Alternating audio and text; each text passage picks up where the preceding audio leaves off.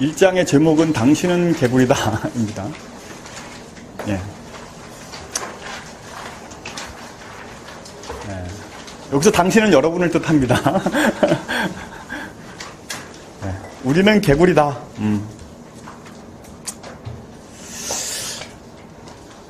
어느 봉쇄 수도원의 규칙은 말을 하지 말라는 것이 아니라 침묵보다 나은 말이 있다면 하라는 것이었다. 이런 구절이 어떤 책에 있더군요. 침묵보다 나은 말이 있다면 하라라고 했더니 아무도 말을 못하더라 이겁니다. 우리가 하는 말들이 침묵보다도 못한 것인가?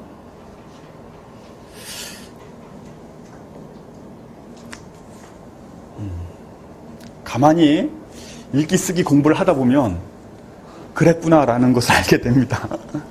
야, 정말 차라리 침묵하는 게 더 낫었구나라는 생각을 여러 번 인정하게 됩니다. 이 말뜻을 조금 더 구체화시켜 봅시다. 에릭 본이라는 심리학자가 이런 말을 했대요. 사람은 누구나 공주와 왕자로 태어나지만 그들의 부모가 입을 맞추어 개구리로 변하게 한다. 예. 딱 들으니까 딱 이해가 되죠? 이해가 된다. 살짝 손 들어보세요. 이해 안 돼요? 이해가 안 된다. 손 들어보세요. 다시 한번 읽어볼게요. 사람은 누구나 공주와 왕자로 태어나지만 그들의 부모가 입을 맞추어 개구리로 변하게 한다. 이해가 되세요? 이해가 된다. 손 들어보세요. 된다. 살짝 더 손 들어보세요. 이제 이분들이 불우한 부모 밑에서 자란 분들이야. 그런데 나머지 분들은 불우한 부모 밑에서 자란 것조차 모르고 있는 분들이지. 네. 물론 이제 우리를 낳아주고 길러주신 부모님보다 소중한 분은 없죠. 그런데 이 부모님들이 사실은 부모님들뿐이 아니라 모든 존재가 그런데 양가적이죠. 대중도 그렇고 부모님도 그렇고 한편으로는 우리를 엄청나게 사랑해 주시기 때문에 그 사랑은 정말 그분들 목숨까지 다 던져주는 사랑이기 때문에 최고의 고마운 존재고 최고의 사랑스러운 존재입니다. 그런데 또 한편으로는 자기 선입견을 가지고 끊임없이 우리를 그 사랑이라는 미명에서 간섭하기 때문에 한편으로는 우리 한계를 완벽하게 규정짓고 간섭하는 최고의 우리의 독재자들이기도 합니다. 예. 그래서 부모님들은 늘 우리에게 이중적으로 말을 합니다. 예, 이놈의 자식 텔레비전 그만 끄고 얼른 들어가 공부 안 해? 라든지 맨날 게임만 하고 대체 커서 뭐가 되려고 그러니? 그러고 놀면 밥이 나오니 돈이 나오니? 일단 취직부터 해야지. 예, 이런 말들이 우리 부모님들이 우리한테 끊임없이 해온 말입니다. 20년, 30년을 우리한테 해온 말이죠. 그러니까 여기 사실 아무것도 검증된 말들이 아닌데 이런 말들을 우리 부모님들이 우리한테 계속 던집니다. 물론 말 뜻은 실제 참 뜻은 이거겠죠. 너희만큼은 나처럼 개구리로 살지 말고 공주와 왕자가 되어서 행복하게 살았으면 좋겠구나. 사실은 이것이 이분들이 우리한테 정말 해주고 싶은 말인데 그러나 이분들이 우리한테 전달하는 방식은 취직해라, 그것은 수능 끝나고 하라, 결혼을 해라, 뭐 이런 가장 평범한 사람들이 외치는, 다시 말해서 개구리들이 진리라고 생각하는 것을 다시 우리한테 더 씌우는 거죠. 이런 이중성이 우리 부모님들한테 있는 것 같아요. 또 재미난 어떤 제가 책에서 이제 재미난 구절들을 이렇게 따온 건데 이런 구절이 있더군요. 햄스테터라는 분이 자기 대화이라는 책에서 한 건데 무슨 근거로 이렇게 말을 했는지는 몰라요.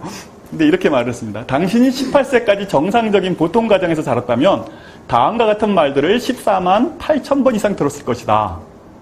안 돼. 또는 하지 마. 다행히 18세 아래라면 이런 말들을 10만 번 내지 5만 번 정도 들었을 것이다. 한편 같은 기간 동안에 할 수 있어. 인생에서 무엇을 성취할 수 있어. 라는 말들은 과연 몇 번이나 들었을까? 몇천 번 아니면 몇백 번. 예.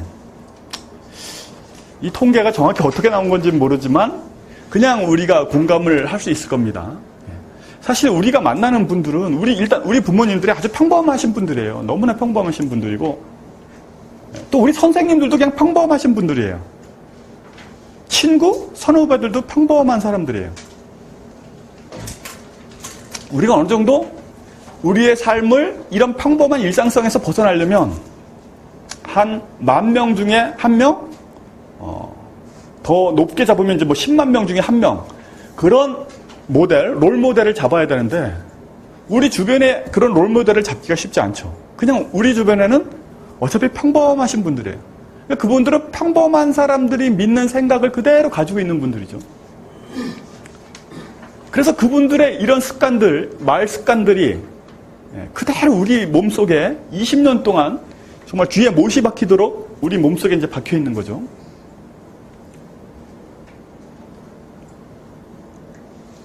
네. 그래서 우리가 사실은 왕자와 공주로 태어났는데, 다시 말해서 우리 안에 엄청난 잠재성이 있는데 그 잠재성을 깨우지 못하고 결국은 평범한 사람들이 생각하는 그 방식을 다시 우리가 그대로 내뱉으면서 자라납니다. 그래서 이제 정말 개구리가 되어 있는 거죠. 그런데 이제 문학은 어떻게 개구리가 다시 왕자로 변할 수 있는지에 대해서, 다시 공주로 변할 수 있는지에 대해서 이야기를 통해서 우리에게 그 방법을 제시해주고 있죠. 개구리 왕자 이야기 여러분도 한 번쯤은 읽었거나 들어봤을 겁니다.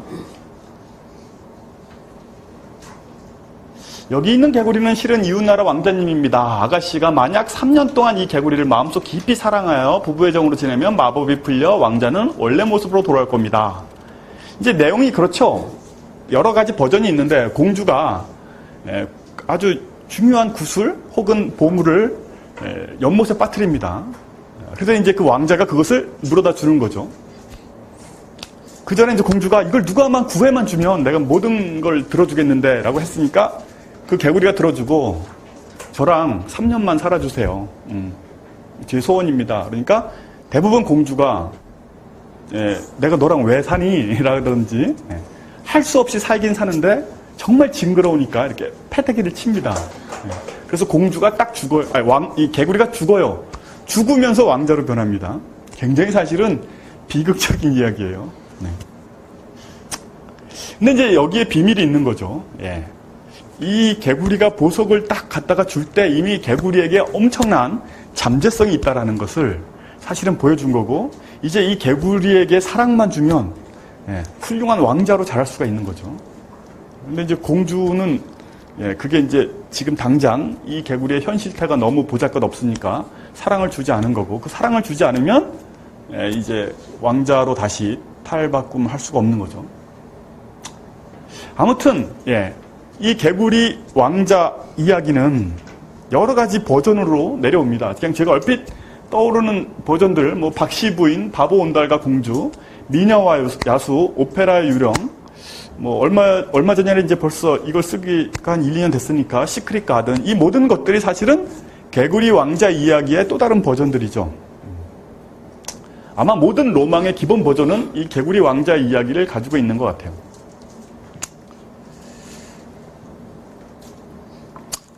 그래서 이 공주의 사랑을 통해서 개구리가 왕자가 돼야 되는데 이런 공주를 만나기는 쉽지가 않고, 이제 또 다른, 제가 인터넷 유머판에서 주워왔어요. 또 다른 사람들 사이에 떠도는 이야기들을 한번 들어보겠습니다. 아직까지 이렇게 뭐 본격적인 얘기를 들어가는 거 아니까 편안한 마음으로 들어주세요. 친절한 마법사가 가난한 부부에게 3가지 소망을 들어주겠다고 약속했다. 부부는 매우 기뻐하며 신중히 3가지 소망을 생각했다. 마법사가 나타나서 3가지 소원을 들어주겠다고 한가요? 그때 아내가 이웃집에서 풍겨나온 소세지 냄새가 현혹돼서 야, 저런 소세지 2개만 있었으면 좋겠다라고 중얼거린 거예요. 그러자 금방 소세지가 눈앞에 딱 나타난 거예요. 이것으로 이제 첫 번째 소망이 이루어진 거죠. 그러니까 옆에 있던 남편이 화가 난 거예요. 아니, 지금 이 3가지 소원이면 어마어마한 걸 들을 수가 있잖아요. 나라를 가질 수도 있고, 돈을 가질 수도 있고, 뭐 엄청난 땅을 가질 수도 있고, 하다못해 도깨비 방망이를 가질 수도 있고 한데. 그러니까 이제 남편이 화가 나서 제기랄 이까지 소세지 마누라 코에나 붙어라! 이래버린 거예요. 그랬더니 정말 마누라 코에 딱 붙었어. 이제 두 번째 소원이 이루어진 거죠. 예. 이제 마지막 하나의 소원만 쓸 수 있는데 어쩌겠어요. 마지막 하나의 소원은 결국 저 소세지가 코에서 떨어지게 해주세요라는데 쓸 수밖에 없었던 거죠. 그래서 이 부부는 이 마법사에게서 소세지 2개를 얻었다고 합니다.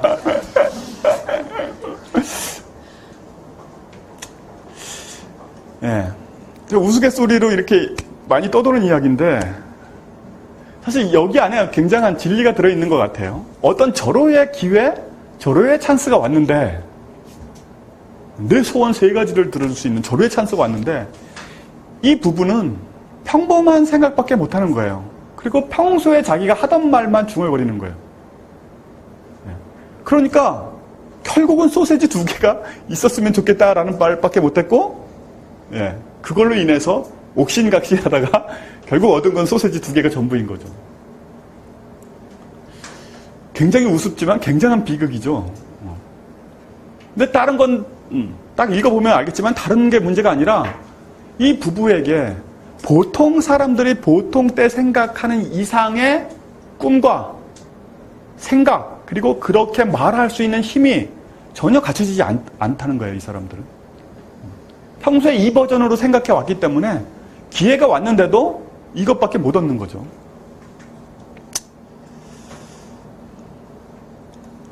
이 간절한 소망, 간절한 꿈, 이건 정말 대단한 것 같아요. 그 자체로 힘이. 많은 사람들이 잘못 생각해요. 여기 내가 간절한 꿈이 있고 그것이 이루어질까 안 이루어질까. 결과적으로 이렇게 아주 단순하게 여기 동기가 있고 결과가 이루어질까 안 이루어질까. 그런데 그렇게 작동하지가 않아요. 일단 꿈을 가지면 결과하고 상관없이 내가 트랜스포머가 됩니다. 내가 변해요. 예를 들어서 내가 글쓰기 강사로서 최고의 글쓰기 강사가 되겠다. 뭐 이런 각오까지 안 해도 뭔가 애들한테 글쓰기를 잘 가르쳐야지라고 생각을 하면 버스 타고 가다가 저거 하면서 주워들은 정보들이나 어떤 경험들을 이거를 강의 때 이야기하면 정말 좋겠다라는 생각이 듭니다. 인터넷 보다가 요거 재밌는 기사인데 요거를 어디에다가 강의 때 써먹으면 좋겠다라고 생각이 듭니다. 근데 이런 꿈이 없는 사람들은 꿈이 없거나 그 포용력이 작은 꿈만 가지고 있는 사람들은 나랑 똑같은 경험을 하는데 그냥 경험으로 끝나는 거죠. 이례적인 경험으로. 그러니까 자기 마음속에 큰 꿈이 있다는 것은 그만큼 자기에게 자기 경험들을 새롭게 재편할 수 있는 큰 힘이 되어주죠. 그렇기 때문에 큰 꿈이 있어야 된다는 것은 아주 소중한 것 같아요. 지금 이 부부는 어떤 비전이 없는 거죠. 심지어 맹자에서 이제 그 공자님은 일화편에 보면 이런 말을 했습니다. 제가 아주 좋아하는 구절인데 유종신지유 무일조지환 이런 뜻입니다. 군자는 종신지유를 한다. 평생에 걸쳐서 어떤 하나의 근심을 갖는다. 그런데 소인배들은 일조지환을 한다. 하루짜리 걱정으로 평생을 산다라는 거죠. 군자는 큰 걱정 하나를 가지고 큰 의문 하나를 가지고 일생을 살아갑니다. 그런데 소인배는 하루짜리, 하루면 지나가는 거. 사실 하루짜리도 안 돼. 담배 한 대 피우면 바로 잊어버려. 뭐가 속상해가지고 담배를 피웠는데 담배 딱 다 피우고 나면 뭐 때문에 자기가 담배를 피웠는지 잊어버리죠. 그런 거로 하루하루 삽니다. 뭐 오늘 뭐 어땠다, 나 또 뭐 했다, 친구가 무슨 말을 했다, 뭘 놓쳤다, 이런 거 가지고 계속 하루를 살죠. 이 군자와 이 소인배 간에는 의사소통이 안 돼요. 왜냐하면 그냥 아이러니하게 나란히 갈 수밖에 없습니다. 왜냐하면 군자 입장에서는 아이고 저렇게 하루짜리 근심만 하면서 평생을 사니 불쌍하구나 이렇게 생각을 하는데 소인배 입장에서는 군자를 보면 저 사람도 나랑 똑같은 걱정하면서 사네 저나 나나 똑같은 걱정하면서 사네 하면서 둘이 나란히 가요 그냥. 근데 참 이 에피소드는 아까 그 부부 마법사를 만난 부부와 맞물려서 우리가 사실은 근심 없이 사는 사람은 없어요. 근심 없이 사는 사람은 없는데 큰 근심, 큰 꿈을 가지고 사는 사람들은 자신의 경험들을 창의적으로 거기에 맞춰서 새롭게 재편집하는데 일조지환을 가지고 사는 사람들은 근심을 사실은 소모합니다. 그래서 이 사람들은 사실은 어떤 날 근심이 없으면 근심이 없다고 걱정을 해요. 예. 예. 웃는 사람은 아마 경험자일 것 같아.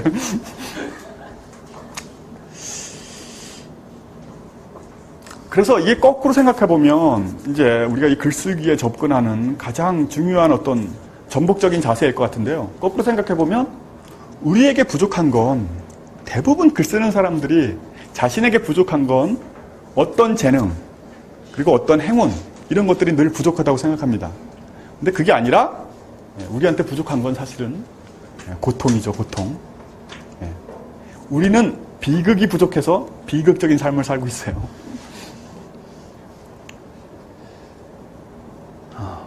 그러니까 자기 자신 인생과 세상을 본질부터 다시 의심하면서 바라볼 수 있게 만드는 종신지우의 질문 이런 걸 우리가 던질 수 있어야 돼요.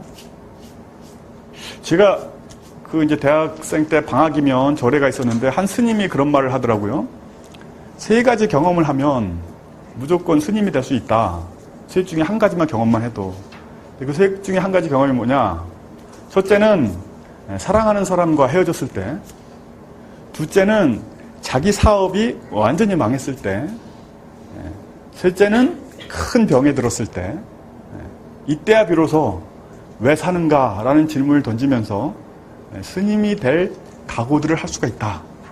그전에는 보통 사람들은 그런 각오를 못하는 것 같다. 왜 사는지에 대한 질문을 던지지 못하는 것 같다. 이런 말씀을 하더라고요. 굉장히 아이러니했어요. 이게 어떤 재능이 있거나 잘나서 이렇게 스님이 되고 참선을 해보는 게 아니라 사실은 본질적인 질문을 던질 수 있는 힘이 있느냐 없느냐 그리고 그런 것과 맞닥뜨리고 있느냐 이것이 오히려 그 사람의 재능이고 운명일 수도 있겠구나 라는 생각을 했습니다.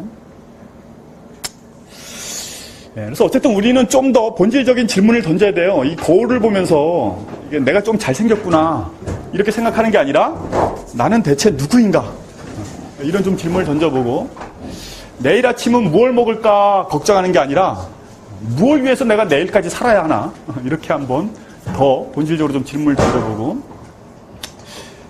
나의 단점이 무엇이고 장점은 무엇인지 고민하기보다는 이제까지 나라며 여기고 살아온 내 자신이 그냥 본질적으로 지긋지긋한 것 그런 순간을 좀 느껴보고 그리고 어떻게 하면 돈을 벌지 걱정해야 하는 게 아니라 돈을 벌어서 뭘 하나 이런 더 자기 삶에서 더 근원적인 질문을 좀 던져볼 수 있어야 합니다.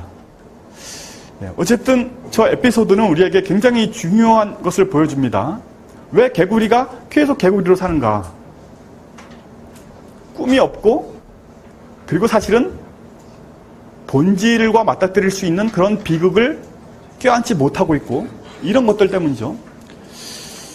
비슷한 사실은 에피소드예요. 아주 비슷한 에피소드인데 이것도 역시 인터넷에 떠돕니다. 어느 날 악마가 나타나서 제안했어요. 남자한테 영혼을 파는 대가로 너의 3가지 소원을 들어줄게 라고 얘기를 했더니 그 남자가 좋아 뭐가 좋을지 생각해볼 테니까 잠깐만 기다려봐 그랬더니 좋아 잠시 기다려줄게 앞으로 2개 이렇게 얘기했어요. 그러니까 에이 장난하지 말라고. 그러니까 악마가 알았어 장난 따윈 치지 않으마 앞으로 1번. 그러니까 어이 방금 전말은 없던 걸로 하자고. 알았어 방금 전말은 없던 걸로 하마. 그럼 3가지 소원을 모두 들어줬으니 이제 나중에 지옥에서 보자 라고 얘기를 하는 거예요.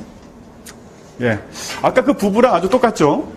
이번에도 악마가 나타나서 너의 영혼을 알맞은 보상을 해주겠다 라고 했는데 이 사람은 횡설수설하다가 마는 겁니다.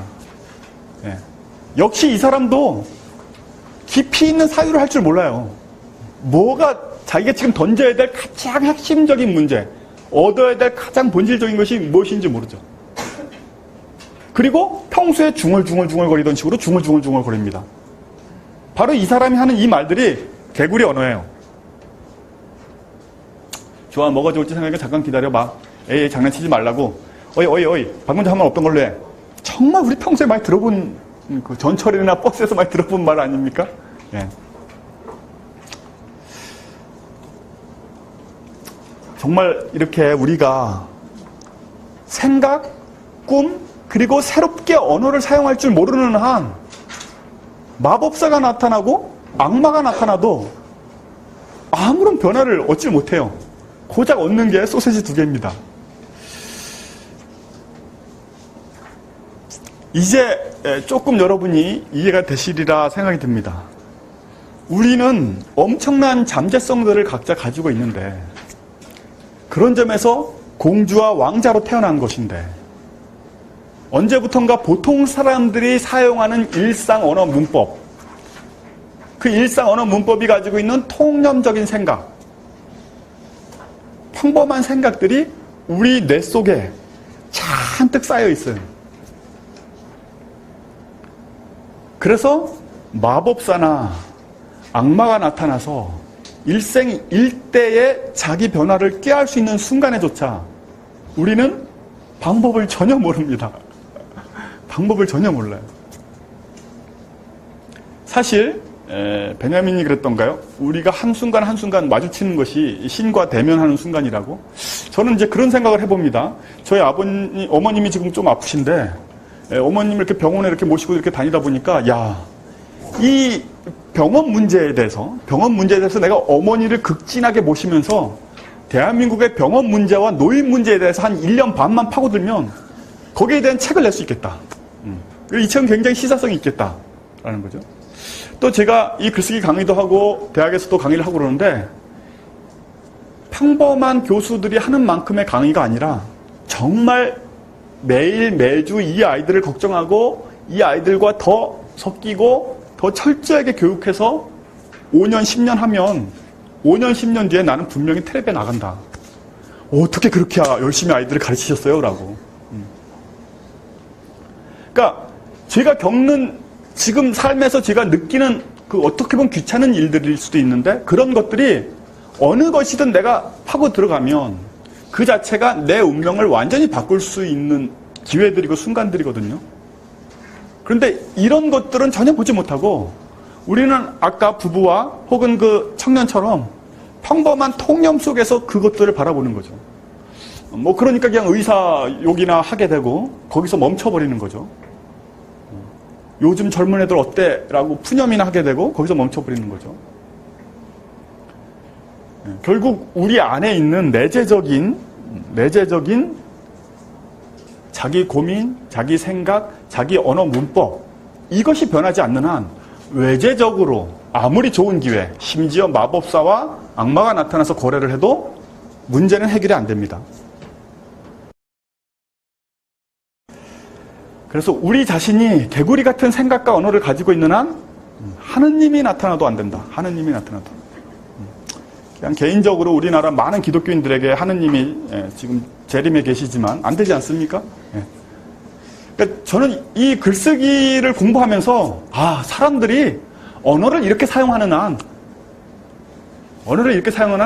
정치권이 바뀌고 제도가 바뀌고 기독교인이 회개하더라도 여전히 많은 문제들은 산적해 있겠구나라는 생각을 합니다.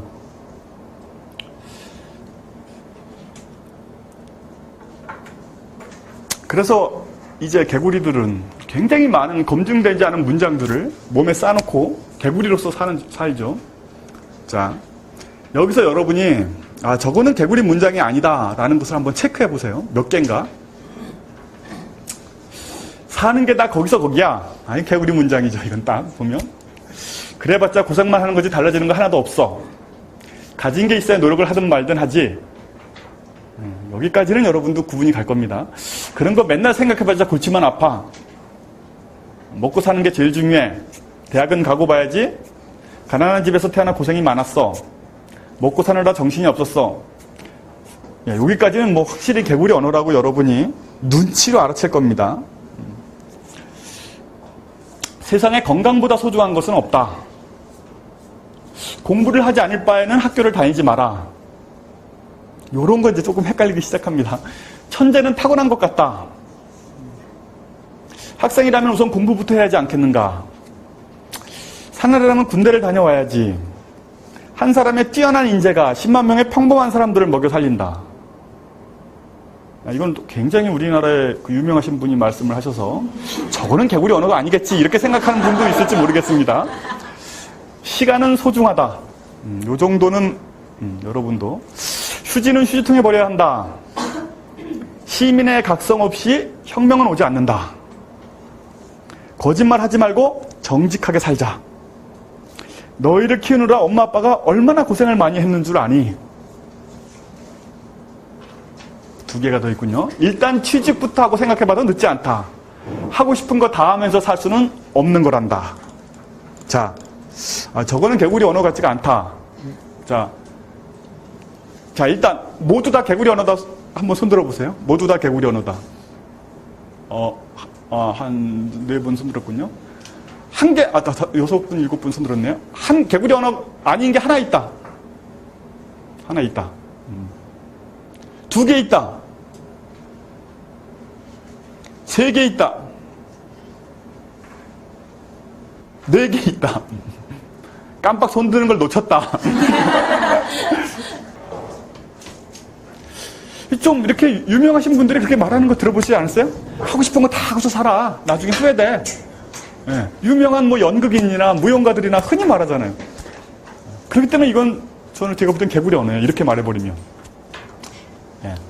부분적으로는 다 진리인데 뭔가 우리가 생각하는 롤모델을 삼을 만한 사람들의 입에서 나오기에는 다 어딘가 부족한 말들입니다. 여기에 있는 모든 말들은. 검증되지 않은 말들이죠.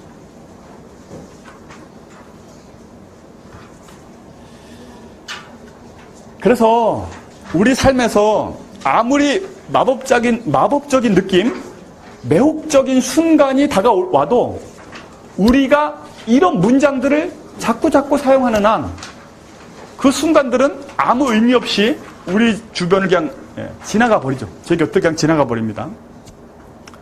그런데도 우리가 하나마나한 소리, 불필요한 오해를 일으키는 수다, 과도하고 격한 감정적인 표현, 상대에게 상처를 주는 거친 말투, 스스로 감정적 소모를 일으키는 생각들, 이런 것들로 하루를 꽉 가득 차게, 보람차게 삽니다.